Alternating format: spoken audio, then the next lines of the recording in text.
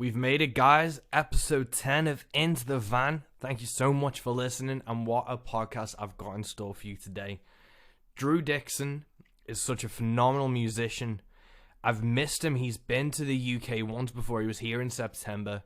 And, you know, the case of being a musician and having musician friends is the odds of them doing a show the same time you're doing a show are pretty high. So I didn't get to see Drew last year. He was meant to be coming in April, and we were hopefully going to be catching up at some point. Then, obviously, the pandemic's put play to that, so he was meant to be coming in September. That looks like it's getting pushed as well.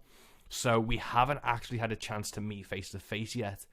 I don't think you could tell by listening to this podcast that we've not met. Drew is such an eloquent, forthcoming guy that's such a fun and absolute pleasure to talk to. So this podcast goes on to an hour and 20 minutes of just us talking alone, and honestly it felt like 45 minutes. It's such a fun podcast. We talk about, you know, Lynryd Skynryd, his European tour. As an independent artist, he books his shows himself. As an independent artist, he opened for Lynryd Skynryd. You know, we talk about his songwriting process, his work in Nashville, and it's an absolutely fun and lovely conversation I've had with Drew, and I really think you're going to enjoy it. So this is going to be, I think, one of the last few podcasts before the next life is actually out. So if you haven't pre-ordered it, please go pre-order it now. The single Rock Ferry is out. I'm going to put a track for you now to give you a little taste.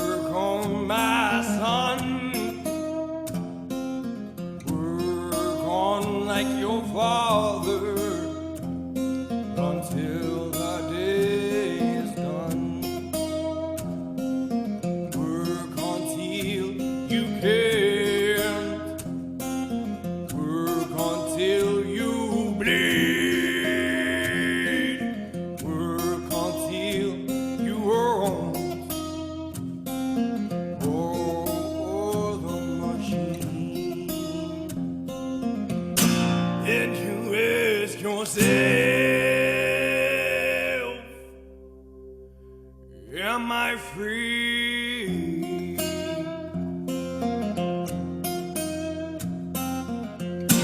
And you ask yourself, am I free?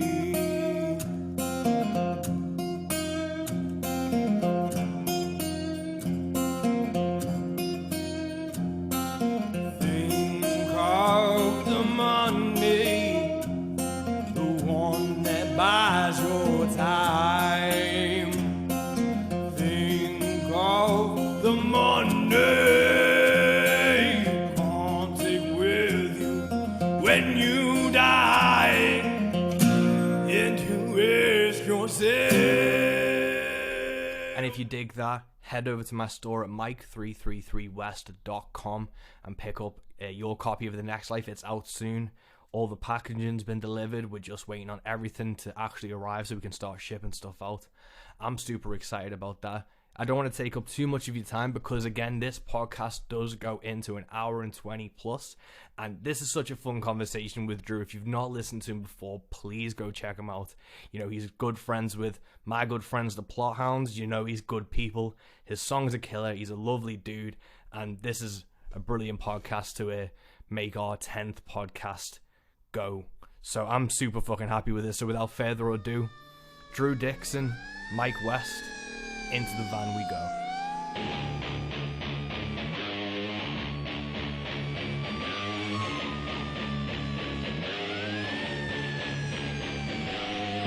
Welcome to Into the Van with me, Mike West. Go!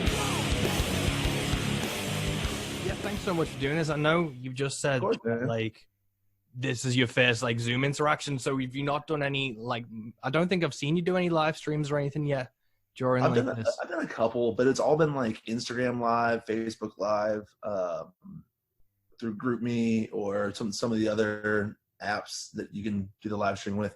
But I haven't really done a lot, man. I like at the beginning I did,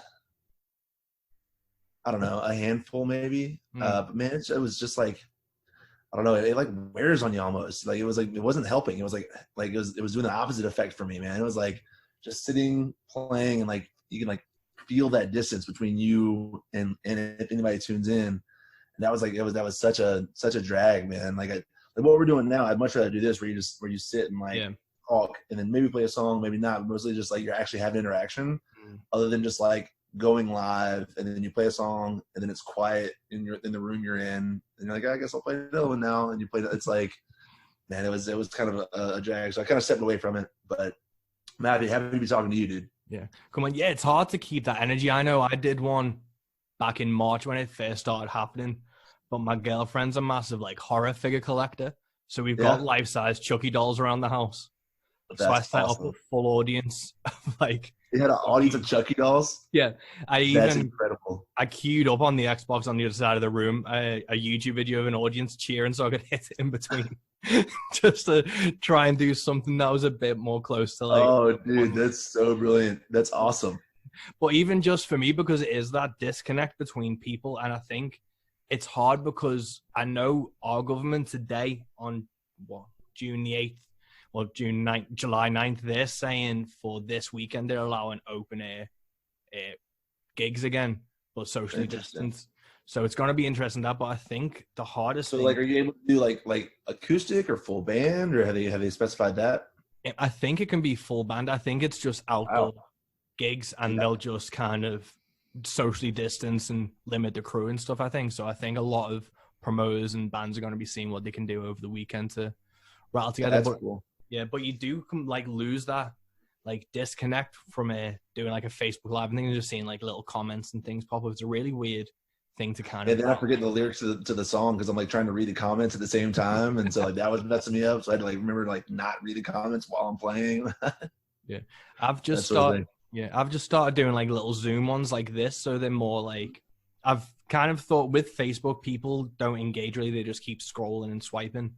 So I've set up some Zoom shows, and they've seemed to have been better. I've put like a little chat bar thing, and we do a Q&A in between songs and at the end and stuff. That seems to have, for me, that's been like the middle ground for it, which I've been like enjoying. But it's such a weird like way that everyone's had to kind of change and embrace new technologies to just keep going. It's really strange at the moment. Oh, absolutely, man. Absolutely. It's I don't know, it's been weird here, like, you know, so in Nashville where I am currently, it's like we were in phase 3, which meant that you could start having live music and you could have two people on stage at a time. You can have full bands. And so that was just here in Nashville. Whereas down in Chattanooga, which is like an hour and a half, 2 hours down the road, you could have full bands on stage. And so I had a buddy's band go down there and play. But still, it's like, but then, you know, they had the barrier that's normally, you know, 3 feet from the stage had to be like 10 feet from the stage. But then after that, the crowd could just be as close as they wanted. So it's like, man, it's like all the rolling out of all what can be done, what can't be done. It's been so bizarre to see, especially from like the music standpoint, man. Like you never really know. Like, so Nashville's gone back to phase 2 now.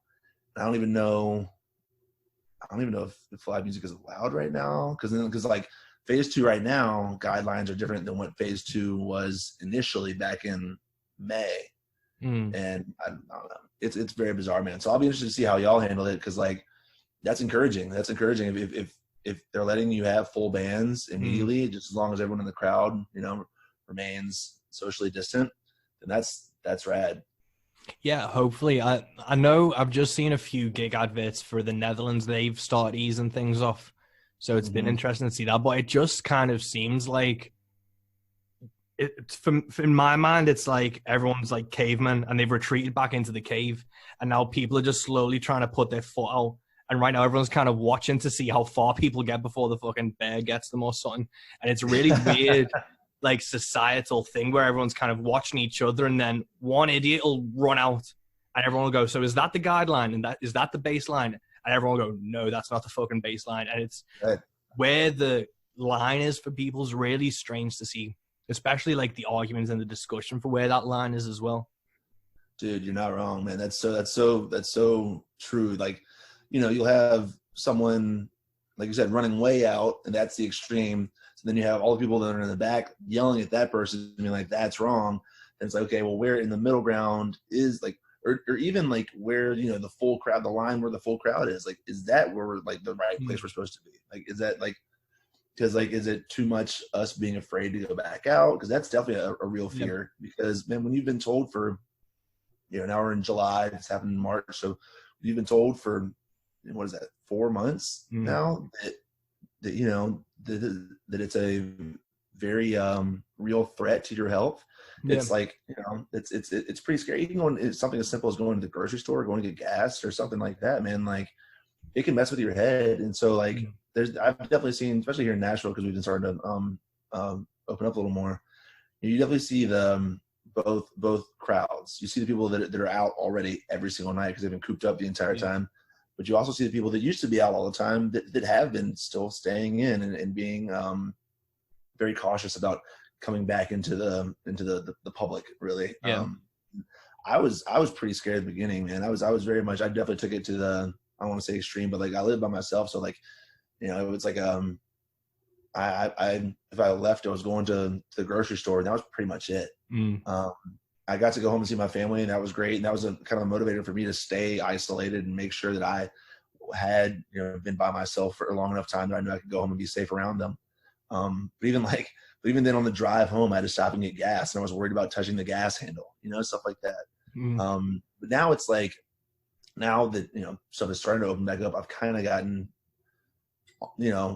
gotten used to going out and seeing people in person. But even that's because, like, you don't know whether they want to shake their hand or give them a hug or just, you know, fist pound them or, like, something, like, you never, or just, like, stand there with your hands on your hips or in your pockets and just say hello. It's very bizarre, man. It's something that'll be an interesting thing to watch, like, in the next, like, year even, which is weird to say that it's going to trickle out that far, because it's going to be even, you know, that plus more, especially for music. And it's very bizarre. I'm just hoping that with everything, I mean, I'm obviously with us, man. I mean, it's like, I'm hoping that music can get back as quickly as possible. And that's one of those things that's very far down on the ladder of what is, I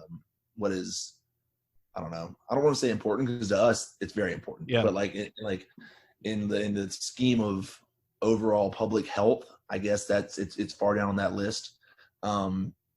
In terms of getting back to normal. So we'll see, man. And the whole bar scene here is so different county to county. So, like, dude, like the distance of Liverpool to Preston, I would put like that close to like Nashville to, not even to Chattanooga, but I was talking about before. It's like not even that far. Really? But it's a completely different set of rules, because you have it's set up entirely different. And so, like, you can do just 15 minutes south of Nashville, it's a different county, and so all those bars are wide open. And whereas you go coming to Davidson County, which is Nashville, and it's completely shut down. It's very bizarre, man. It's so strange how it's all like being monitored or policed or rolled back. It's crazy, dude. Yeah, it's crazy, man. I think that's one of the big, like, because everyone's kind of seen how America's reacted to it, but people, because Americans are so like connected and they have like such a strong sense of identity that connects everyone in the country, you kind of forget that it's a continent as well, and each like state could be like the size of its own country. So the way that it filters down into like federal, state law, mayors and things, it's so splintered, and that's really where you've kind of seen this divide, where there's already been so much going on about like different like factions in the states clashing. This has kind of shown how divisive things really are. And then the one true thing that can really connect people is like art and music is being withheld. So is that kind of exacerbating the situation? And it's such a weird melting pot to be in right now that I'm really feeling for you guys over there, and kind of lucky that in this, like in Britain, we've really only got one body of government. Liverpool has gone rogue a bit because they've disagreed with how the government's been handling certain things, like they didn't open schools when the government told them to. So there's a small fraction of it, but it's like magnified over where you guys are.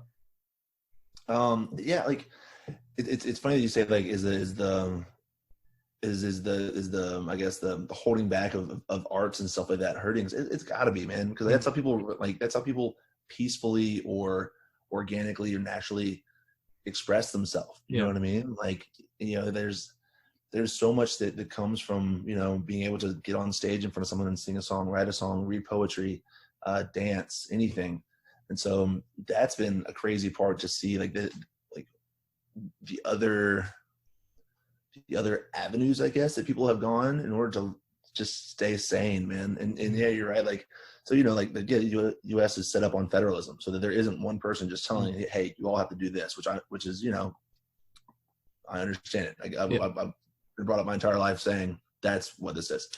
But it's crazy because, like, dude, we have free interstate travel. You go from one state to the other. There's no one at the border, no one checking anything. We have those states shutting down individually or opening up individually.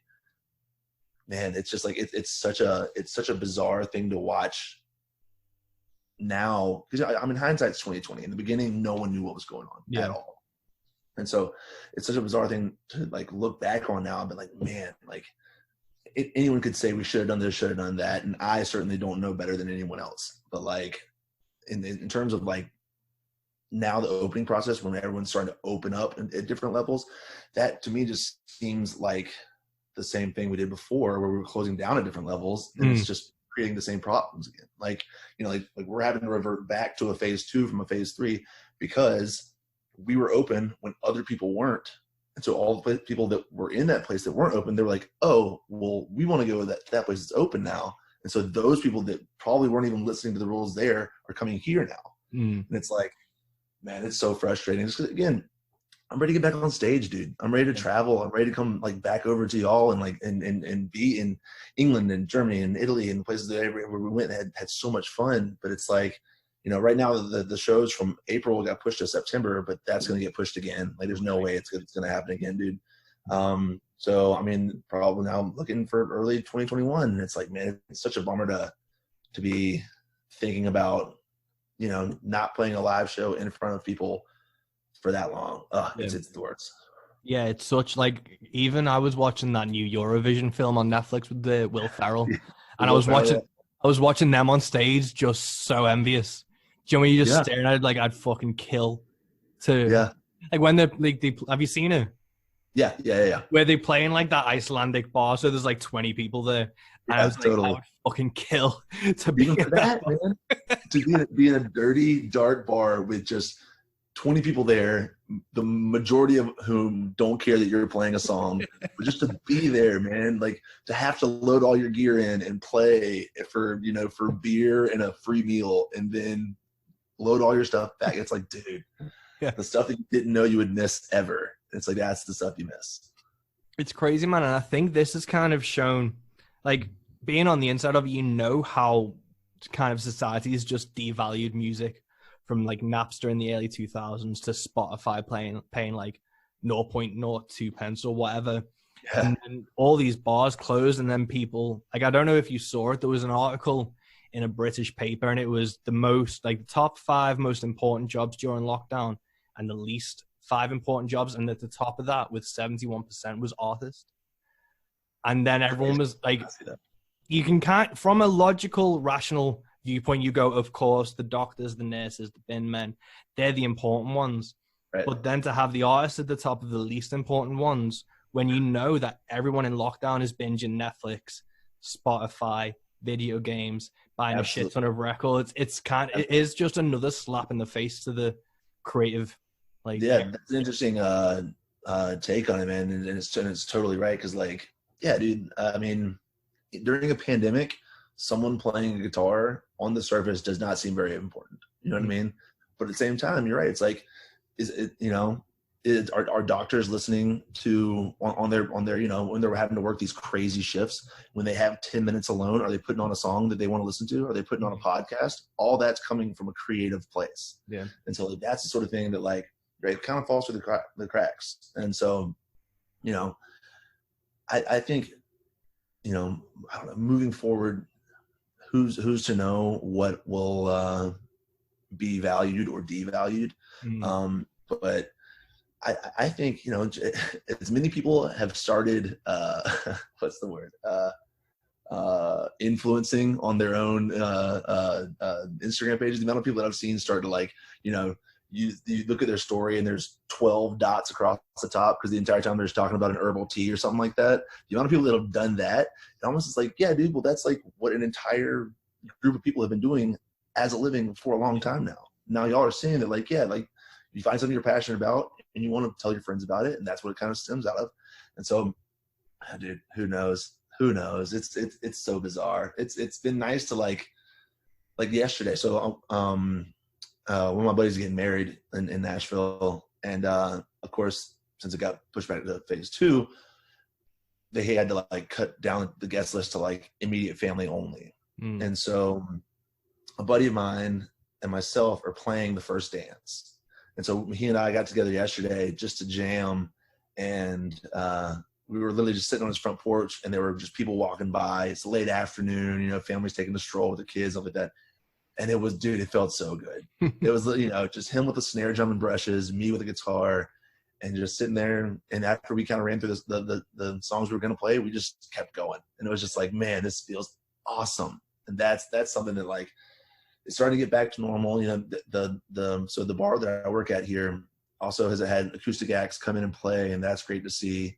And we were getting almost to the back to where we could get full bands, man, and then everything got shut down, which is such a bummer. But it's like, I don't know, a bunch of places weren't taking the rollout seriously. They weren't following the rules that were set in place, and whether or not you agree with the rules or not, it's just like, it's the principle of, man, follow this for now, just so that later on we can do what we want to do. Whereas now we can push back. Who knows how far? That's really a disappointing part of it. Have you played weddings before? What's the song you like? I've played one wedding before. I played a first dance for a friend from college back in 2012 or 13 maybe. And it was the most nervous I've ever been in my entire life playing a show. Like, because like, same thing. It's like if you play in a bar or whatever, no one's really listening. If you play a song they know, they'll sing along. That's about it. If you're playing, in a theater or whatever size venue, it's like you're playing, you're having fun, but you're not really like, I don't know. Even if you mess up, everyone's still right there with you. Yeah. Everyone's like, whatever. You mumble the words, you play a wrong note, whatever. You're playing a first song, dude. This is this is a memory for a lifetime. Yeah. And so that song was a song by the Avett Brothers. This time it's a song by I don't remember who it's by, but it's called Anybody Else is what it's called. So we had that, but then what happened was, so we were supposed to play the first song, me and a couple other buddies of ours that are going to the wedding that know how to play an instrument basically. And so after that, the wedding band was going to take over and play the rest. But now they're not allowed to have a wedding band, so we're playing the first dance, the father-daughter dance, and the mother-son dance. It's like it's the most important songs, man. Yeah. Oh, dude. Yeah. And so luckily, I've been practicing the first dance for like, I don't know, a few months because I knew I was going to be doing that. And then yesterday I found out that we're doing the other one. So like, now I got to learn this one song I've never heard before ever. It's this like country song, and it's got all these weird, but it's not like a straightforward country song. It's got all these like crazy melodic lines, and like a couple of lines have just way too many words in them, and it's like oh my gosh, it's giving me such trouble. So that's what I'm stressing about right now. Yeah, is just trying to do that and make sure that like their day goes off without a hit, because they're already stressed enough, man, having to like they sent out all these invitations and then told people maybe you're not allowed, you might not be allowed to come into the town. That's the whole thing. So yeah. It'll be cool again. It'll be nice to be playing in front of people. It's like, I think it's less than 25 people that would be there, like just the moms, the grandmothers, and that kind of thing. But it'll be nice just to strap a guitar around your neck and play for anyone at all. Yeah. I did a wedding back in October last year, and they sent me what they were going to do for their first dance, and they were like, we wanted to do it was Nothing Else Matters by Metallica, but the Steven Seagal's version, so it was like banjo-y and stuff. So I was like, okay, I'll do my version of it, and I sent it to them, and we were talking about it, and I was like, you will never offend me if you pick the CD over this, because I'm fucking terrified, because the pressure of that. What you were So much saying, man. pressure. Like, I've played some like big gigs, and I've played like shows I've been nervous about. I've never been more terrified than playing a wedding. And it was, they asked for like my originals and things as well, so I knew that like they'd be happy with it, and the rest of that like wedding party would be like, eh. So I was.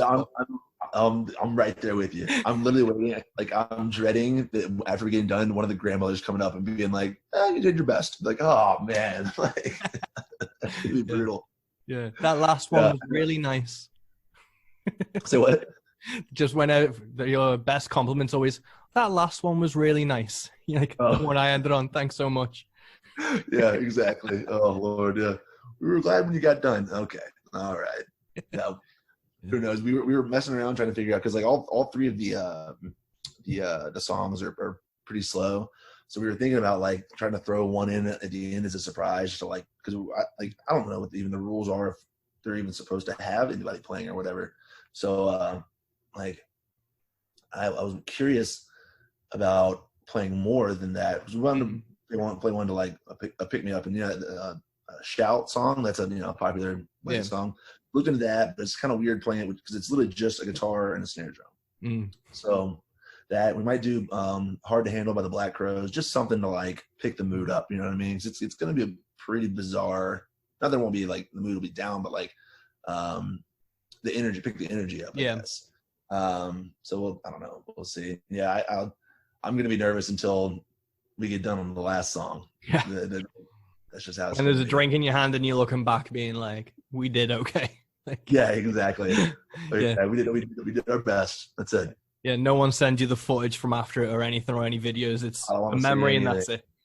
Yeah, we were playing a show down in Alabama about a year and a half ago, and they the girl had found me online somewhere, and I for sure had only heard like my song South Carolina, which is like definitely, I would say, my more popular song, but a lot of my other stuff doesn't sound like that. And so we're playing like after some golf tournament at a country club in Alabama, very conservative atmosphere. And we get down there, and we're playing an hour and a half, 2 hours, and we're just playing our normal rock, blues stuff. And we just got done playing Hard to Handle by the Black Crowes, the Black Crowes version. And someone comes up to us and they're like, "Hey, could you play something we could dance to?" And we all kind of side-eye each other, being like, that was like our most dancey song we had. So yeah, man, sometimes those cover sets are tough to fill. I've had some opportunities to play weddings before, and I've just told the people, like, listen, like, I guarantee, like, thank you, I appreciate you wanting me to be part of your special day, but like, fine, we're not like, the stuff that we play isn't, it's a party in the atmosphere that we have, in the venues that we make. But like, in terms of like the wedding setting, like, that's not the stuff that we're playing. Is it your grandmother's gonna be mad at you? Like, your parents gonna be like, "What is this?" It's gonna be a whole thing. But yeah, it's a hard one, man, because of the type of stuff I do, I know that I'm not everyone's cup of tea. Totally. And there's always people coming up and asking if I'll do like cover sets and things, and it's kind of been partly out of spite, because it's probably sacrilege to say, but I'm just not a Beatles fan, even though I'm from around here, and I can't stand them in any way, shape, or form. I've never learned any of the songs. Hate Oasis, so I've never learned any of their songs. So are you more of a Stones fan at all? No, bro. Okay, no. Like, interesting. It's weird, isn't it? But it's just they've never. But I'm a huge Kiss fan. Okay, all right, cool. Detroit Rock City. I hear you, brother. Yeah. But those like three bands, and obviously they're massive British bands, so I'm always getting asked for those, and I've just never learned them. And I've always been kind of like in those pub gigs doing original material for 2 hours. Totally. And I've always been, it's always the hill I'm willing to die on. But it is like, you always want to try and please people, and you don't want to shit on people's nights. So it's a really hard like balance to find. So it's like learning songs that I enjoy that I can put. Like, I do Jolene, shit like that, Rainbow in the Dark. Totally. But it's a really hard balance to find, because as a musician, you're also an entertainer, but you also have to try and find how you want to entertain and your way into it. It's a really weird thing, especially with what, like, over in the UK, there's like pub acts and wedding acts, which are dancey, feel good, ABBA, all that stuff, which is, there's nothing wrong with it, but it's not what I do. And it's hard to try and reconcile as an entertainer yourself how you entertain. It's a really weird conversation to have. Absolutely. Oh yeah, that's a very good point. You know, a lot of the acts that play on Broadway here are like that. You know what I mean? Because they're literally playing to earn their money that night. So like they have to pander to the crowd. They have to take requests because in order to get a request played, you have to pay. So like that's just part of it. And like so, and from that case, there's a guy here in town that's incredible. His name's Chris Ferreira, man. Like just like total stud. His band is called The Common Good, and they might be one of my favorite bands to watch in the city. I mean, they're amazing. And so like they are like what I think of when I think of like a good. And there's another one, Matt Ferrani has another act, and like where Chris is like I don't know how to separate the two because it really defeats the purpose of saying how good they both are. But like that's what I think of when I think of a good like entertainment act, but you're right. It's like then when you play in bars, like I didn't grow up learning or listening to country. And so now being in Nashville, people ask me these country songs. I'm like, I don't know. Like, unless it's like a 12-bar blues ripoff or something like that, like I probably don't really know how to play it. And I remember one time I was in Statesboro, Georgia, and I was opening up for a band. This was like 10 years ago. And man, this crowd was just giving me hell for it too, because like all they wanted to hear was some country music, and I knew none. I knew like one Elvis song, and that's when I played that one. And then after that, man, they were just giving me hell for the next 45 minutes of my set, just going in. I remember thinking, then like that's just part of it. You're right. It's like you're an entertainer, you're a musician. At some point, you have to kind of say what you want to portray yourself as on the stage or not. And it's cool as well with the same guys I was talking about from Broadway. Like they have their own artists acts as well. And so they kind of had that separation between the two where like they can go up and they can play, they'll cover Taylor Swift and Jonas Brothers and One Direction and all that thing, because in the bars people are going to love that. But they also have their original music on the side. When they play that, that's what they play. So when I'm always, here, a 4-hour set, no breaks is the normal. Fuck. And so I have nothing but the ultimate respect for all those dudes down to do that. Because some of those guys will go and they'll do triples. They'll go to one bar and play from 10 to 2, and then they'll go to another place and play from 2 to 6, and they'll go to another place and play from 6 to 10. It's like mind blowing, dude. And so it's cool to watch bands like that. And that's what another thing is, like when I get asked to play weddings, I'm like, you don't want me. You want someone like that. Someone that's gonna get up there and they're gonna, they have a horn section and they've got keys and got everything. Soon they do dance moves and it's all choreographed and it's so well put together. But it's also fun to like, man, when we were over there, man, we played an hour and a half in, maybe a little more, in Ireland. We played an hour and a half in Preston. We played another, I think 2 longer sets, one in Germany and one in Italy. And so, like, dude, it was so much fun. But the same deal, it was like rock and blues. That's pretty much the entirety of it. But everyone was digging it. Everyone was so energetic about it, and it was so refreshing to be able to do that and have everyone like in it the entire time. That was really cool. And like with like the UK and like European, so how did the first one come about? Because the first one was last year, wasn't it? Last September. Yeah, last September. So how did you go about booking that? Do you have anyone, or do you just kind of book the dates yourself? Man, I was sending out emails for like 2 years trying to get a yes, just one yes. And so finally I got one, and it was like, once I had the one, it's like, because I'm sending out I have a business email account, but it's still, there's a professionalism that comes with like not having to like directly reach out to a venue or whatever. And so what I was doing is I was looking at bands of my friends that have played over there that are on this somewhere in the same scale of somewhere in the same area of the career that I am. Yeah. And so I would look at those venues and I'd write them all down. I had this spreadsheet. This spreadsheet is like, it's insane. It's all over the place. Anywhere, I mean, as far reaching as like Eastern Europe. I don't even know, like so bizarre. And I was sending out emails everywhere. I didn't care. Like I'll get there if they say yes. So finally, I think the first one that confirmed was, it might have been Preston actually. It might have been at Ships and Giggles up there.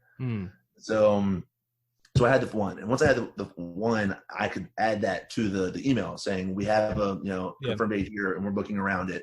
And I think that kind of got the ball rolling. And so from there, again, it was just more emails, and it was so refreshing is that everyone over there was so timely with their responses. Dude, over here, it's like you'll send an email, and a week and a half later, you'll get an email back that says, "Let me check." And it's like, oh my gosh, so fresh. Booking is like is like my least favorite, but also one of the more rewarding parts of being an independent artist and doing it all yourself. Because again, like, you'll wait a week and a half. You're trying to get everything like logistically done, and then a week and a half later, you have a maybe. And then like, okay, do I follow up with this? How long do I wait to follow up? That kind of thing. It's so bizarre. Over there, dude, I would get an email back the next day. And it was always either yes or no. But even if it's a no, it's like, okay, at least I know I can move on to the next venue in that town if that one's crossed off the list. And so it all came together in a matter of like 2-3 months maybe. Last spring, I have a friend that manages a band that goes over there a good bit, and so I used him just throughout the entire process, just asking him all the kind of questions that I possibly could. Be like, what would you recommend with this? What would you recommend with that? And, how would you recommend getting from here to there? And he had great advice on terms of like merchandising and stuff like that. Rather than shipping the merchandise over there, get it made over there, so it's already there when you get there. It's like, God, I would never thought of that. Yeah. So that was kind of how the ball got rolling, and then it ended up being 5 shows, I think, in 2 weeks. It was going to be 6. We had a final show in Spain that we ended up canceling because we got picked up to open up for Lynryd Skynryd here in the States. It got moved. We were supposed to play 2 shows with them in August.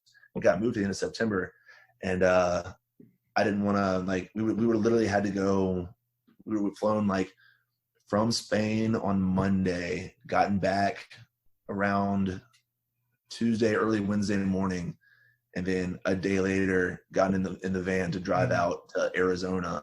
And I was like, man, that's gonna be jet lagged. And sure enough, dude, I was jet lagged jet lagged / hungover. We had a lot of fun over there for a while, man. It took me a few days to get back to where I was set. So I was glad that we kind of took that time off just to get back into the groove.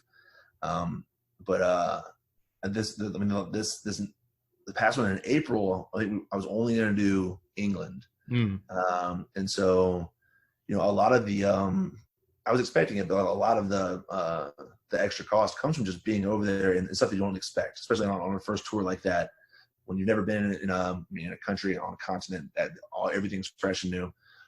Just flying 4 guys and their gear, even if it's, we were doing EasyJet, man. And so we were just the cheapest of the cheap, whatever I could get doing that, or Ryanair, there was $20 for a ticket, but then you add the luggage and all that stuff like that, and it all adds up, man. So this past time I wanted to do England, and we were going to just do trains the entire time.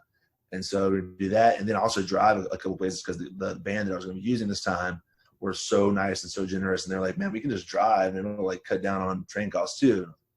Perfect. Yeah. So I was really looking forward to it, just because I wasn't going to have to worry about checking in for flights and getting everyone their itineraries and stuff like that. So it's such a bummer that it got pushed back, but we'll see what the next one is. I'd love to come back over there next time and do not only just the UK, but also, hit up Berlin. Was amazing last time. We had so much fun there, and Italy was incredible. Italy was the one place where we had the most language barrier, the biggest language barrier, which was funny, because in Germany it was fine. But Italy, it took us until we were all drunk to actually be able to communicate, because I guess then you're talking with your hands as much. It was nuts. Yeah, man, we had we had so much. It really was. It was like, and the guy who helped me out, that was helping me with advice, was just like, telling me, man, he's like, you're always gonna remember your first tour up there. He's like, make sure you enjoy it as much as you can, because the first one's always going to be the most memorable. And he wasn't wrong, man. It was definitely something that everything we saw from the time, just even like walking around London. We were in London the longest, and going around there and seeing, Big Ben and seeing Parliament and all that stuff. It was really, really cool.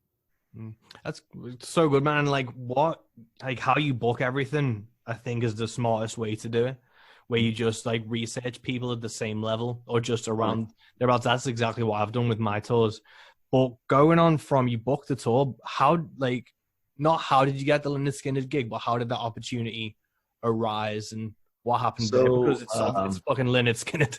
Yeah, dude. Right place, right time. I got lucky with a connection.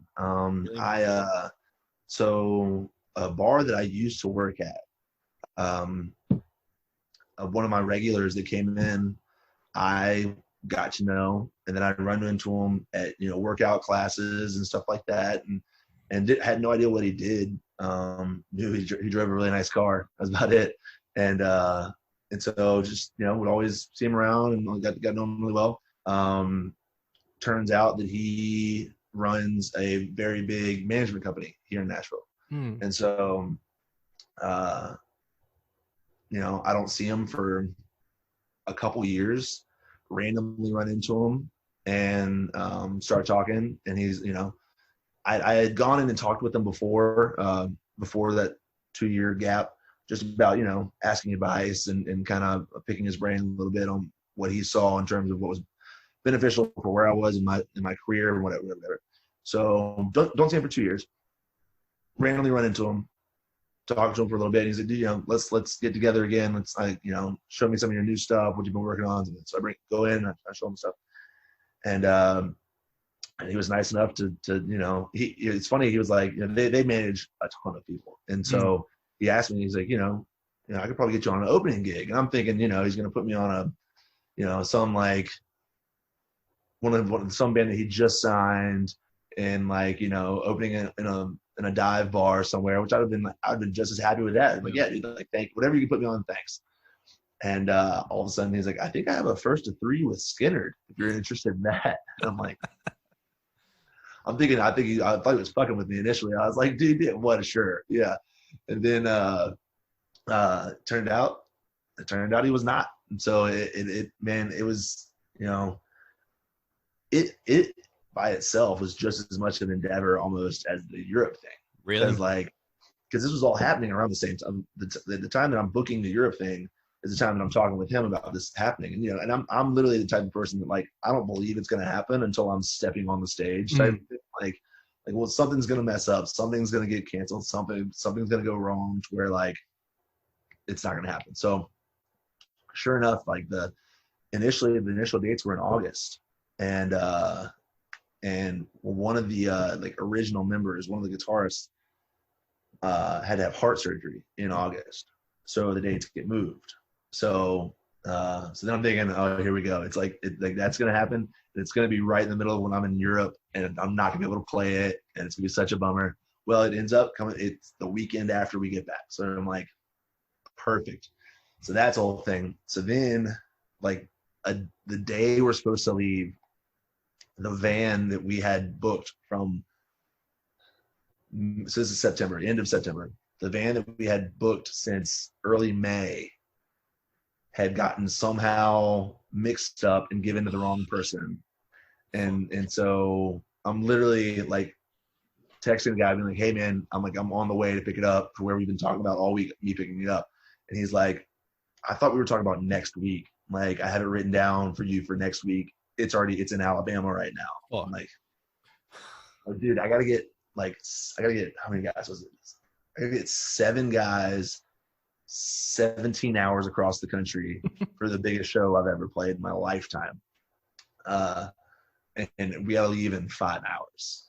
How are we gonna do this? And to the dude's credit, he helped me out every possible way he could to make sure that I got what I needed. We got a new different van and trailer and stuff like that. But it was just more of the same, just something's got to go wrong. So by the time we finally got there, it was such a fight that I've been like, oh man, we fought for this one, dude, and it was a really cool experience. And then after that, everything went off with a hitch, or without a hitch. Then yeah, it was a really special. My dad got to come out for it, and so like he got to stand side stage and chum it up with all these dudes that he had seen when he was in college and stuff like that. So that was pretty cool. That's so cool, man. And like with like it's it's Lynryd Skynryd. Like with those shows, did you see like was there a tangible increase in like social media or like merch and definitely. Merch, not so much. We definitely sold more merch in Europe than I've ever sold in any show in the States, including the Skynryd one. Yeah, man. Like merch, I think we sold like 6 shirts in the Skynryd song. Like it was not a lot. But like social media for sure. I mean, you, and not even just like the numbers, you'd see the interactions as well, which is really cool because that's the genuine stuff. You know what I mean? Like a lot of times someone will follow you and 2 days later they'll unfollow you just because either you haven't posted or you posted a picture of some food they didn't like or something. I don't know. So, but it was it was people that were interacting and were messaging me or commenting saying hey, we were at the show, we really enjoyed it, that sort of thing. That's really cool to see. Yeah, now it's a bummer because their spring tour got canceled. Yeah, and so now with bands like that, man, it's scary. Not I don't know, scary is a bold word to use, but like it's like bands like Motley Crue was supposed to have their tour this past summer. Haven't toured in 6 years, and they were supposed to have their first tour back. The Stones, I was supposed to see Motley Crue 3 times. I was supposed to see Rolling Stones twice. That's it's like these bands, dude, like it's weird to say, but like they're all getting older. You know what I mean? And like who knows at what point they're finally just gonna be like, you know what, like it's nice making this money, but also I have been on the rock and roll lifestyle for 6 decades. I'm ready to just chill out. And that's like the scary part for me is like, man, these bands are getting to the end of their runs. Like I never got to see Greg Allman toward the end of his incredible career, and that's always been a bummer. And there's a few other, like John Prine just passed away. I never got to see him. That was such a bummer. I'm glad Guns N' Roses is another one though. It's like I'm glad they're back, but who knows at what point they decided to call it quits. And so with Skynryd, man, it's like every time this kind of happens, obviously you're never really sure when. You're hoping that it's not an if thing, it's a when thing, but like hopefully they get back on the road as soon as they can in 2021. Yeah, man, it sucks. Like for last month I had tickets. Kiss were meant to be playing Donington, and it was their last UK date. It was meant to be the last one, end of the road tour. Obviously that's fell through, so it's like, are they gonna get rebooked for next year? And it's where you don't know. And like the thing I'm really hoping for was it's meant to be like a 5-year run Kiss are doing. And I've like my dad brought me up on them, and I've just got like a little nephew who's 4 next month. So I'm hoping if he's 5 next year, he might be old enough to come if Kiss rebook, and then we could get like the 3 generations of us with my brother-in-law.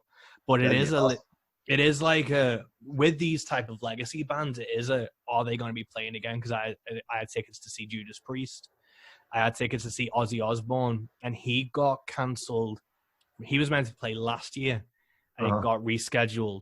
Or it might have been I think it might have been 2018 he was meant to play. Then he had an injury, got rescheduled, and it's been just getting pushed back to the point where I'm convinced I'm not going to get to see Ozzy again. But luckily I've seen him before, but I don't know if he's going to like play again. Yeah. That's it's terrifying. Like so Kiss came through here. Actually, I have the poster on the wall. Let's see. I don't say the date, it just says this city. It was probably a year and a half ago. I want to say it was like last spring. That was my first time. I'd never seen them before. But it was like one of those things that enough of those, like you say, the legacy bands, like enough of them had come through that I had missed. Like the last time, I remember I had just gotten done reading The Heroin Diaries by Nikki Sixx for the second time. And the night I got done reading it, I remember like putting the book down and opening up Instagram or Facebook or whatever, and people were at the Motley Crue show in Nashville, and I had no idea they were even playing that night. I was so mad at myself. That happened with Guns N' Roses last time they played here. It's like all these people that I just didn't know. So I made a point. I was like, okay, you know what? I'm not gonna let that happen anymore. I've like gotten back on like staying like up on who's playing, who's coming, and stuff like that. So so I saw Kiss the last time they came through, Iron Maiden the last time they came through, Paul Simon, Elton John, and so that's something like, again, just because you never know when. Like I didn't get to see Tom Petty last time he played. That kills me. Like it's something you always that sound is something, like you said, that we grew up listening. When you go see someone that you grew up listening to, Paul Simon was one that like I had chills the entire time. Dude, we were, it was in the arena here. We were on the top row or the second to top row. We were nowhere close to the stage, but man, listening to him play those songs that you literally have heard since you can remember hearing, like that's a really cool experience to have. And so that's something that I'm hoping that this year, maybe is even for the better. Maybe they, they're not as run down. They had a year to like kind of like take a breath and not be completely burned out of the whole thing. Yeah, that could be a silver lining that hopefully happens. Yeah, because like the John Prine thing, like not only does it fucking suck that John Prine isn't with us anymore, but he played Manchester the other year, which is like an hour away from me, and I was like, it was like a bit expensive, but I was like, I'll wait. Then he booked, and I was like, oh, sick, he's playing again. It got cancelled because of his health, and then he went back to the States, and then obviously, and it's one of those things where you like, it's just like I should have just paid the fucking 40 quid the year ago and gone. But and I think that if there's anything that like this year does, is it's the wake up call for how fragile not only is the live scene but these artists, because it's even like I remember like Avenged Sevenfold, I saw them just before the Rev died, and he was 30. And I remember seeing Slipknot just before Paul Gray died, and it's like even just these bands that you love, even the young ones aren't like immortal, and it's a really weird thing to think about. And like, so always like pick up a ticket when you can. Really, that's a very good perspective to have, man. Especially that on the young bands, man. That's so true. I mean, these guys have been on the road for a long time, and a lot of them have substance issues. A lot of them just have failing health because they're being pushed to the limit of playing as many shows as possible to try and make money to pay the label back, that sort of thing. It's like that, and so you never know, like the lineup that's coming to you. Even if you're saying, "Oh, well, I can't go this time. I gotta work," or I'll see them next time. They'll be touring again the next year. It's like that lineup might not be there. Yeah, it might be a different drummer, it might be a different bassist, but like the feel isn't gonna be the same. And so that's a very, very cool. I hadn't thought about that from that angle. Yeah, it's a weird one, man, and especially like it's still every year Motorhead toured the winter. They always toured like an October to November tour in the UK. And Lemmy, I think he died 4 years ago now. And I still kind of like when the festival season's over and they announce the winter gigs, I'm always still kind of expecting like the winter dates of like Motorhead, because you could really set your watch to it. And it's such like a weird thing when these like big bands go, there's just a vacuum for them. And it's such like a sad and like the power of music, really. Yeah. You're right also about the how everything, the fragile state of it, man. Like hopefully not even just the big bands, man. I'm hoping that like when we come back from this, people want to go, because like so in a city like Nashville, there's live music everywhere all the time, and there's cities like this all over the world where there's so much to do every night of the week, so much to see, and it's going to be pretty world-class entertainment. But like you kind of get used to it, you know what I mean? It's like, and that's something that I'm hoping personally to not forget after all this is done. Like not necessarily going out every night, it's expensive, but like being able to take advantage of the fact that on a random Monday or Tuesday there's going to be some incredible act playing. They might not ever play again, even if it's like a band that's on the way up. Maybe you might see them in a venue with 20 people, and the next time they play the show this town, they're playing at the Ryman, sold out to 2,500, that sort of thing. So that's kind of one a part of the perspective that I'm hoping to get out of this, just because like that's a coming from someone that wants to be on the other side of it. Yeah. It's like that's something that I'm hoping other people are thinking as well. Like they want to go out and they want to enjoy seeing live music or seeing live arts, whether it's dance or anything. That's a big part of just getting back to normal is being able to like just go out and be entertained by someone who's good at entertaining. Yeah, because that's basically what's happened with me and you, because you played last year in September and I think I had a gig or there was something booked so I couldn't come see you. And then it was April and I think there was meant to be I was doing a show the day you were doing a show. So again, it's like missing out on you. And then you were saying you might be back September. And I'm like, when the fuck am I going to get to see Drew Dixon play? And it's now the place we're supposed to play in Liverpool shut down. Yeah, they've turned into a completely just a record store now because of how business is. But again, I think that's such a bummer. It's like think about how many cool ass venues. Like I was so excited to play there. So there's a venue here in town that's one of my favorites to play. It's called The Basement, and it was literally the basement of a record store. And so it's like, dude, how many venues like that aren't going to be able to recover from all this shutdown because they've got to turn their, they've got to turn their inventory into what they're not inventory. They got to turn their income stream into what their inventory is. Yeah, it's nuts, man. That's the thing, because I've been looking at trying to book tours and stuff for next year, but at the moment you don't even know what venues are going to be standing at the end. Yeah, so it's such a weird like limbo to be in right now. Mm-hmm. Totally, man. Totally. Like the Europe stuff for September is like, I mean, I'm betting that I can't imagine that it's going to happen. You know what I mean? Mm-hmm. Just like judging about how everything is being like pushed back or forward and just the ebb and flow of it all. And like, and especially in the States, man, like so my buddies that did that Chattanooga show, I don't even know. I think they happened to jump on a bill with someone else who already had the show or something like that. But it's like I can't imagine emailing someone right now and being like, hey, when are you guys going to start booking again? Yeah. I wish we knew. You know, that's the thing. Yeah, it's like the last email they need right now. Yeah, exactly, man. It's like God. So I'm I still bartend here, and so I see it in our bar that we bartend. It's like, we've got these I don't know. We have these two different stage setups. Sort of trying to figure out how to describe it. So one's like a full band setup, and one's one made for like an acoustic act. But like, even still, I mean, I have no idea when to say we might be able to like put a full band back. Yeah. And even then, it's like if we do have a full band, are we gonna allow people to stand around? You get to be seated, that whole thing, and it's frustrating, but at the same time, it's like you can't let it frustrate you too much because you can't change it. You know what I mean? It's an inevitability. Yeah, exactly. Exactly, and you're only gonna drive yourself mad trying to focus on it too much. Yeah, I remember ages ago I was like getting like just the worries of the will, and you just stress out about like anything that could happen, and I just had like a breakthrough of if I can't directly affect it, I shouldn't worry about it. And it takes a minute because even this morning we got locked out of our house.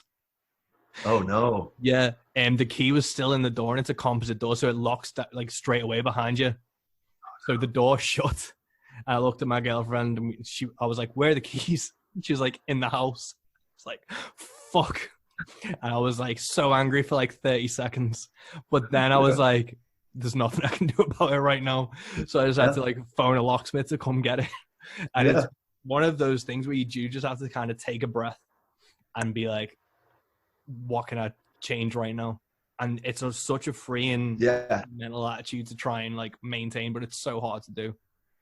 Oh, absolutely, man. It definitely it takes practice doing, and like I'm not a naturally stressed person, but like it's a stressful time regardless of your personality right now, because there's so much uncertainty and there's so much I don't know, just like overall chaos, and from like in any whether it's politics, whether it's civil rights, whether it's just the shutdown itself. It's like there's so much going on. There's so much that you can be stressed about, and like the things that you can change, then focus on that. The things that are grand and like this shutdown and and the pandemic, man, it's like that's something you sort of kind of have to roll the punches in. Yeah. Like it's just like what we love, what you and I love doing is being on stage playing music, and if that's like and if that's a trivial part in terms of the comeback, then you know you kind of have to accept that. Yeah. You know, I didn't write a lot during the shutdown. You know, I probably wrote a handful of songs, but in the very beginning, the stuff I was writing wasn't very inspired. It wasn't very good. And so I didn't for a while. I was put it aside because every time I would sit down and try to, there was nothing genuine there that I wanted to write about. And so then finally, man, like once stuff started opening back up and I started, you know, getting back behind the bar, being able to serve people and interact with people, not just, you know, through a computer screen, then the writing came back. Yeah. Then it was just like I'm actually living, not just, you know, living via Netflix, that sort of thing, you know? And so that's been a cool thing to see. And that gives me encouragement, knowing that, you know, this isn't the forever thing. As much as it sucks right now, it's a bummer. It is, but there's no denying that. It's like there's still, the stuff is going to come back around, and you know you'll get back to doing what it was, hopefully doing what it was you were doing before. Whether it's on the same scale or not remains to be seen, but like you're still going to be able to come back. And we've got 4 songs that we recorded right before the shutdown, man.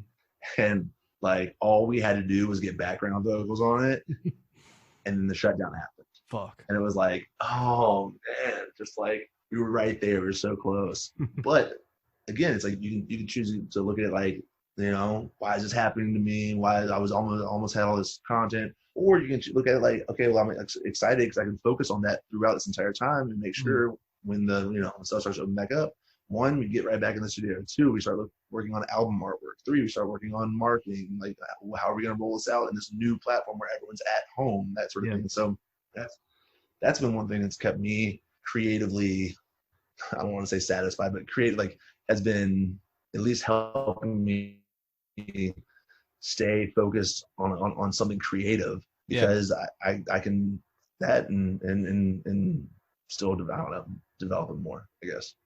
Yeah, that's the best thing, man. I think that's the best like mentality to have. Like I'm so lucky that I really got lucky with this podcast, because I started recording late February when we were even on the first podcast with the Crapsons and this punk band, we were kind of talking about the coronavirus and what was happening in other countries. And then the first episode I released was with Sean James, and that was the last gig he's ever played, like he's played so far. And that was the last I ever went to. And then I had like enough of a back catalog of these to edit and put out and focus on this, that it's been really like a great little distraction to do. And then I've got an album release. So tomorrow I have a single coming out, and in August I have the full album coming out. So it's nice to have that, but I've not really touched my guitar and I've not written a new song in months. But it's been nice to have these other creative endeavors to like mess around with and doing things. Whatever it takes, man. Like, dude, I was doing like scratch boarding, which, you know what that is? Which? Scratch boarding. It's like, I don't know how to explain. I don't know what the stuff is. Like, you know, I do my Amazon account, which is blowing up constantly with random shit that I don't want to keep my mind busy. So it's like, you know, it's a piece of paper that has like a black wax on it, and the background's white, and you just scratch off the things. Like, here, hang on.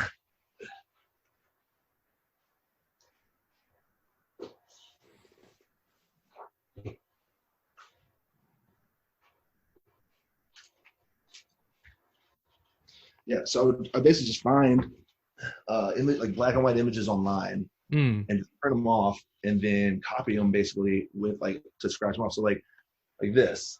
Sick. Yeah, so like the black is already on there, and you take it comes with a little pick, and you just scratch it off so it's white underneath.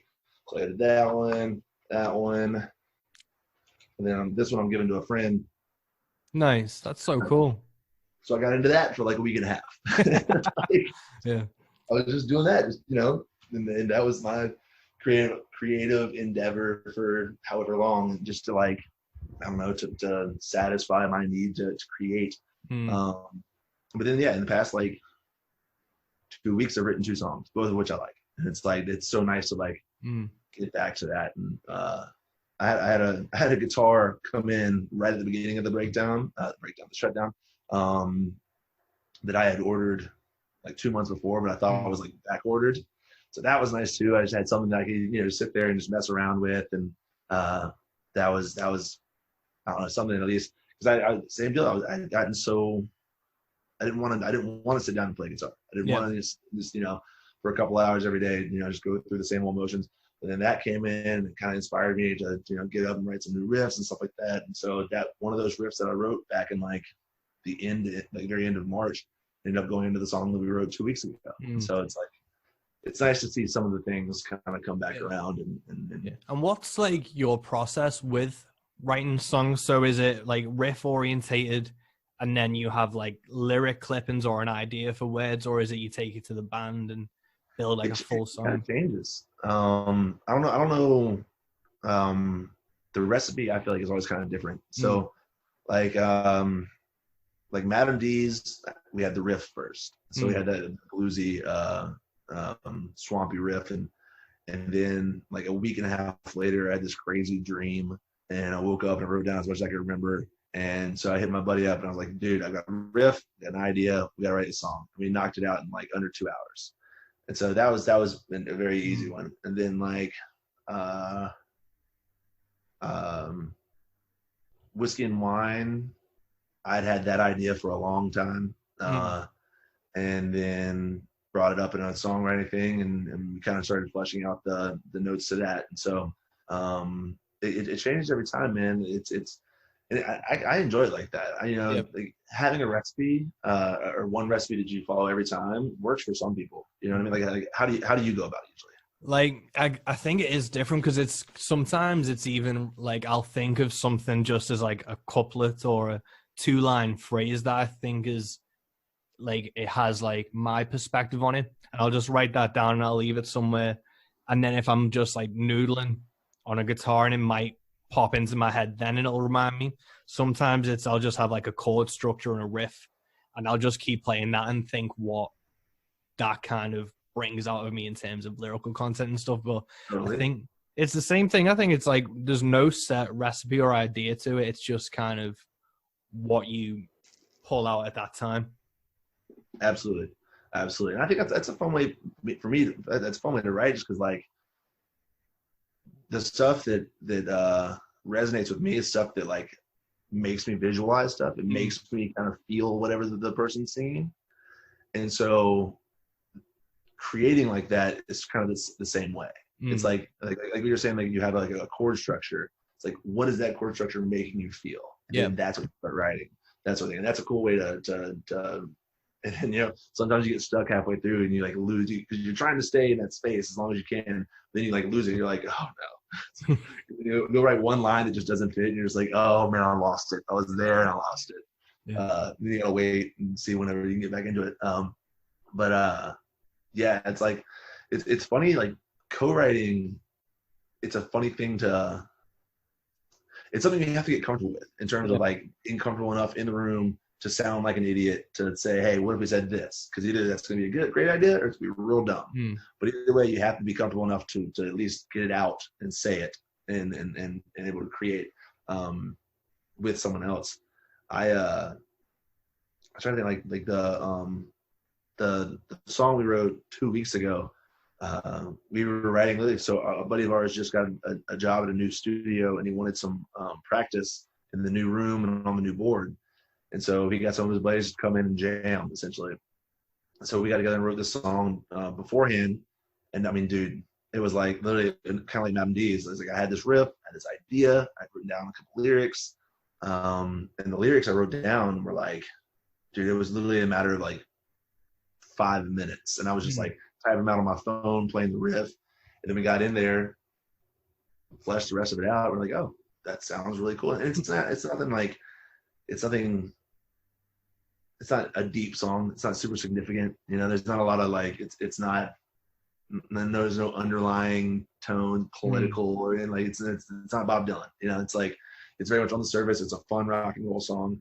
And that sometimes those are a lot, because like, dude, does it rhyme? Does it sound cool? Yeah. Move on, that sort of thing. But then and otherwise, it's like, dude, I've been in a room for 5 hours. So a song actually just came out last Friday for this organization called Creative Vets.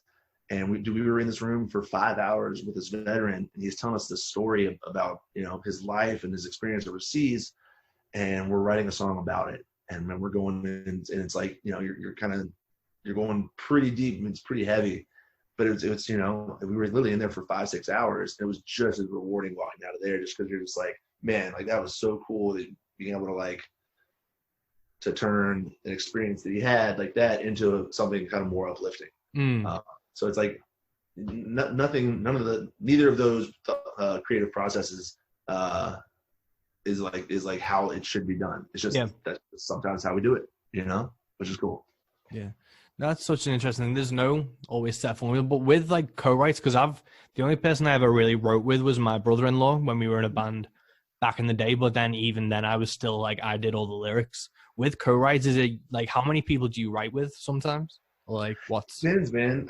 It took me a while to start co-writing in Nashville. That was definitely an idea that was pretty foreign to me. I had always written by myself, and up until I'd been in Nashville for a couple of years, did I finally start. And the reason I did, I think one of the first co-writes was actually Whiskey and Wine. It was a friend of a friend, and he was starting to get into the artist side of music. And so we're like, hey man, let's sit down and just start jamming, see what happens.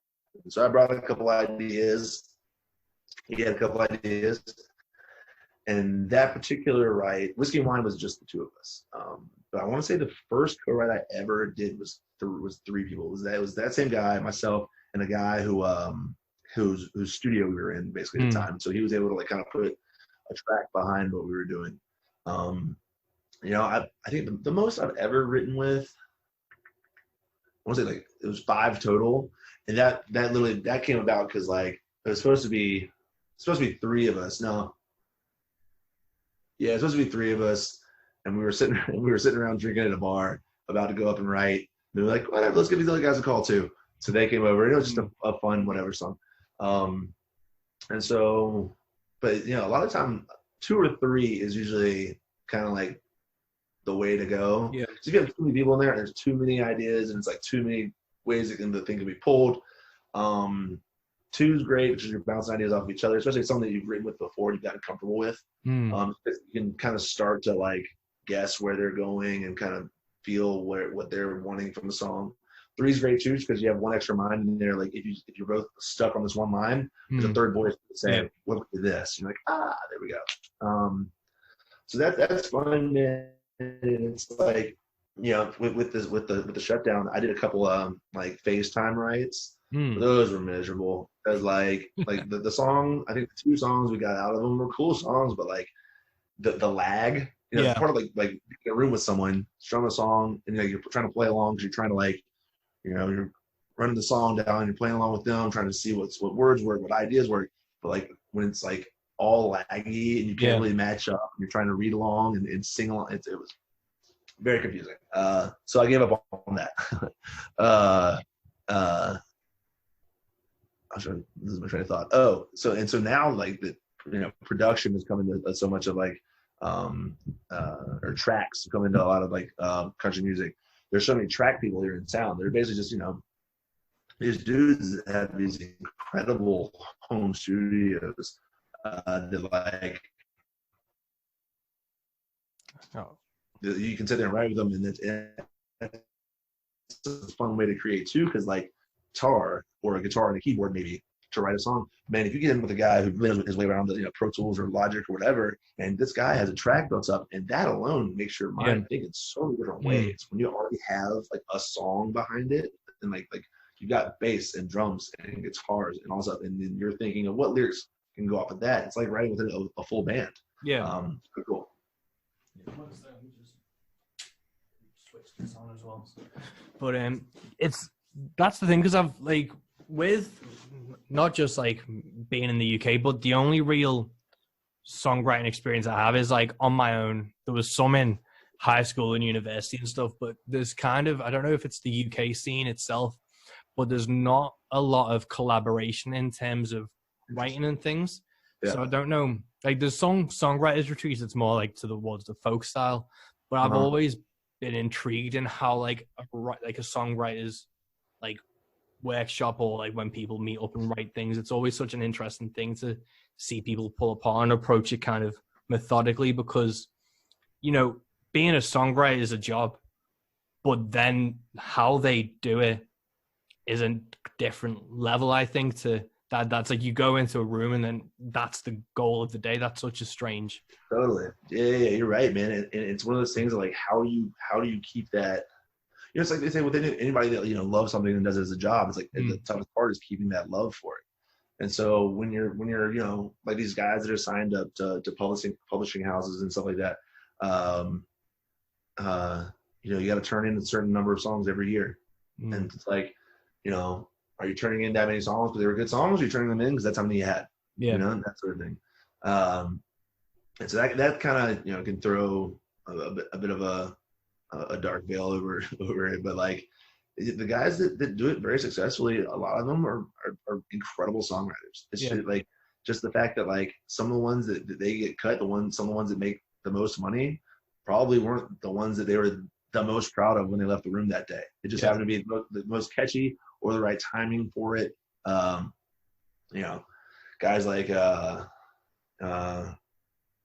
McAnally, who's got like, I don't know, 1 billion number ones. Like he's got so many incredible songwriter, you know? And it's like, I would always, or like, I think it's Ashley Gorley. These guys basically just have cut after cut, smash after smash. I'd be interested to know which ones like day of that they wrote that song, which ones they were like, that's a pretty cool one, or which ones they were like, well, I hope this one gets cut, and then it becomes a number one, you know, that kind of thing. That's always interesting to me. And same deal. It's like, are those dudes creatures of habit that when they get in, they have a certain formula that they like to follow, or it's like, you know, the words come first sometimes, and the music comes first to others. Yeah. Never really know, dude. No, it's crazy, man. But with your new record, so you've got everything done except the backing vocals of it. So we finally got back into the studio in the very end of May. So it's all done. I actually just got the masters back 2 days ago. What's today? Today's Thursday. I got it back on Monday. So it's all done now. I'm so excited. The album artwork, we did a photo shoot for it a few weeks ago. So the album artwork's done, but then how we're gonna roll it out is that we're gonna do like, I wanted an EP because I've been doing singles for so long that I've never had like a collection to sell honestly, it all stems from Europe again, because like in the States, no one's selling CDs at the shows anyways most of the time. Really? Up there, it's like, do people buy it? Cool, because here no one buys it. They might have them there. They'll have like a handful of CDs at the show, but they're not going to sell them. You know what I mean? Because people are going to go up and be like, "Oh, you on iTunes? Cool, I'll just get there." Whereas over in Europe, people were asking me for CDs, and so I never made an album like that of all this stuff I've created in the past like 6 years. So with this, I wanted an EP that we had 4 songs made as an EP. Yeah. How we're going to roll it out is we're going to basically do each song like a single.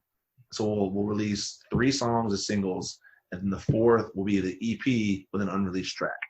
Oh, smart, man. That's such an interesting idea. That's blowing my mind, because I recently read an article about like the death of album sales.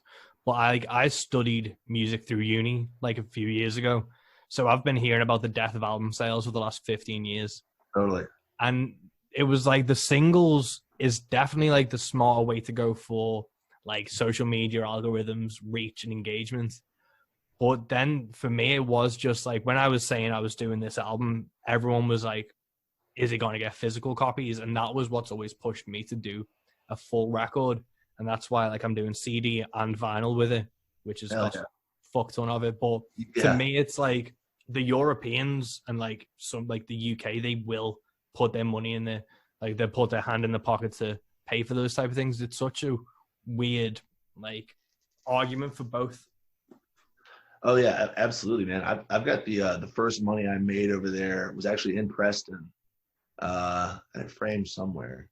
Because I mean, it was like they bought 2 CDs, so it was like 20 pounds or something like that. But yeah, and then like so it was very similar to me. It's like I'd always put out singles, which is great because like it's constant content. But it also, I mean, even making a single costs money, man. Like the studio time, the mixing, the mastering, you know, and even if you get buddies to come in and play on the track, it's like you want to take them out for a round of drinks, whatever. That's still money. So same deal. It's like I wanted something that if I was going to spend this money on, I wanted to have something like more than just one song out of it. Yeah. And so I had my cousin, I guess I don't know how to cousin-in-law. He's married to my first cousin. He's mixed all of my songs. He is an incredible engineer.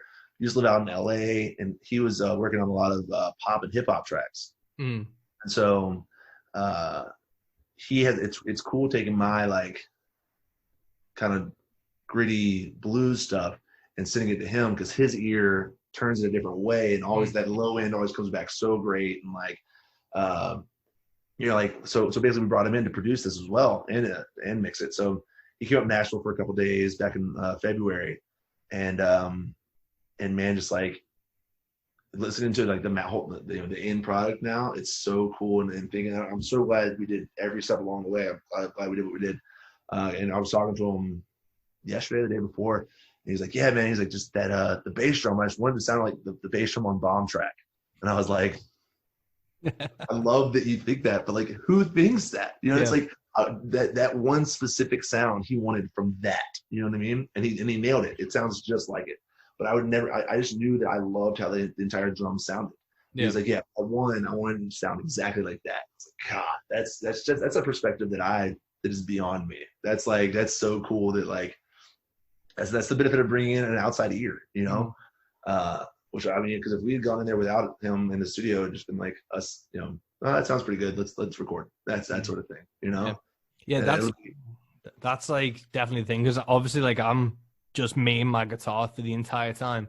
So with this record, I brought in pedal steel and fiddle, and like what I gave them like a paragraph of like, this song is like this, like it's haunting, it's this, it's atmospheric, and then I didn't give them any like melody or notes or anything. Then what they brought back just like amplified it to another level.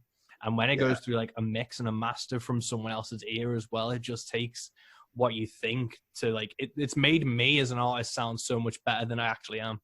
I feel the same way.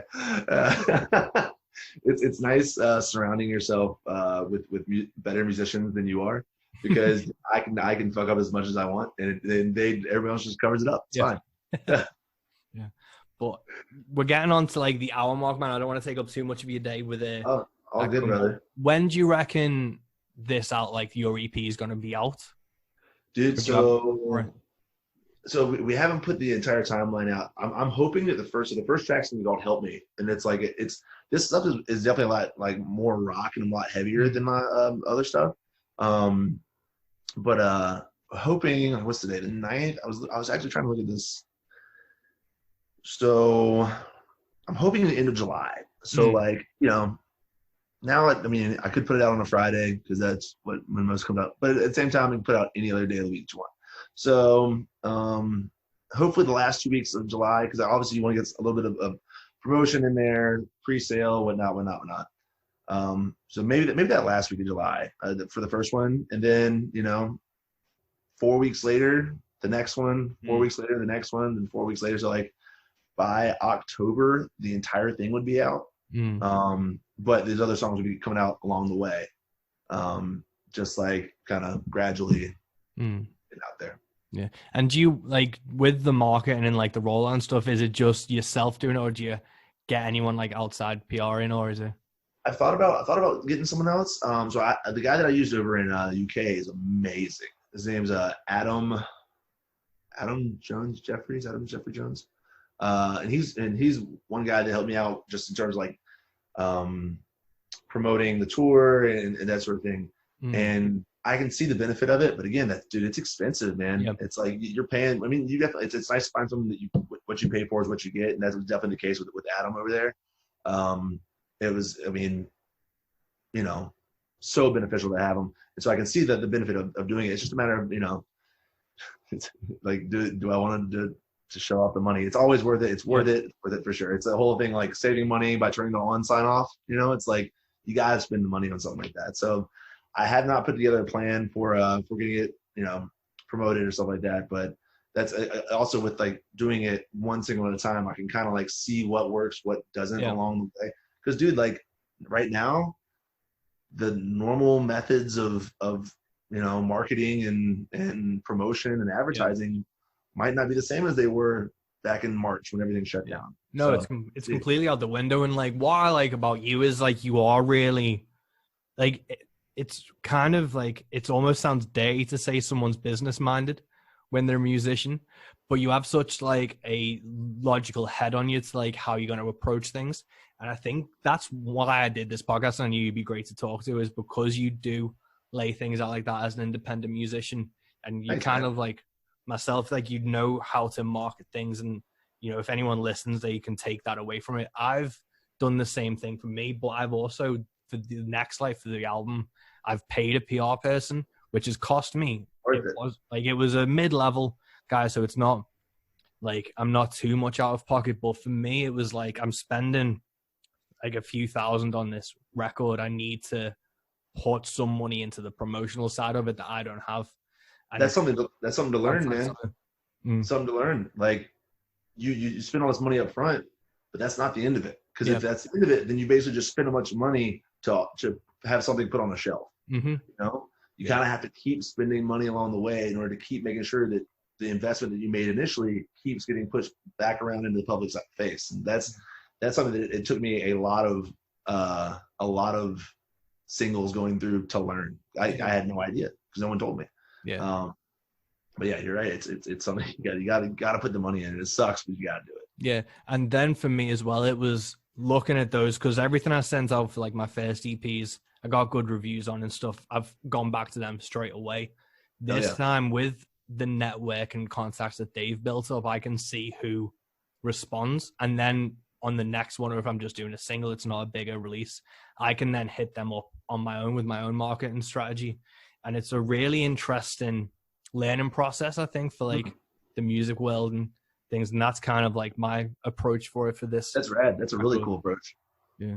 Well, yeah, we've all just got to try and muddle our way through at the moment. But I'm going to let you go, dude. Exactly, dude.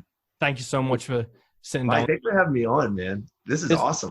This is such a fucking blast, man. And you're such a nice, eloquent person to have on that. I'm so happy that I got to chat with you. And let's do it again, man.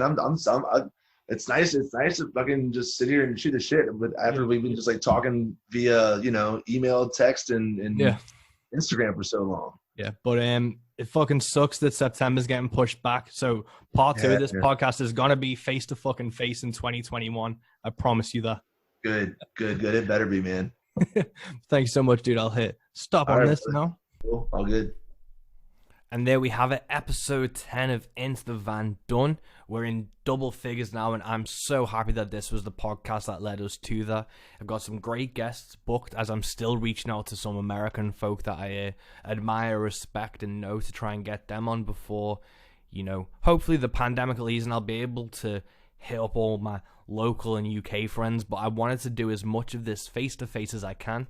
And while I can't, I'm taking advantage of that and hitting up some people overseas that I wouldn't get a chance to talk to straight away. So I really hope you've enjoyed this. Go check out Drew Dixon. He's a fucking great guy. He's going to be back over in UK and Europe as soon as he can. He's touring the States. His music's fucking brilliant.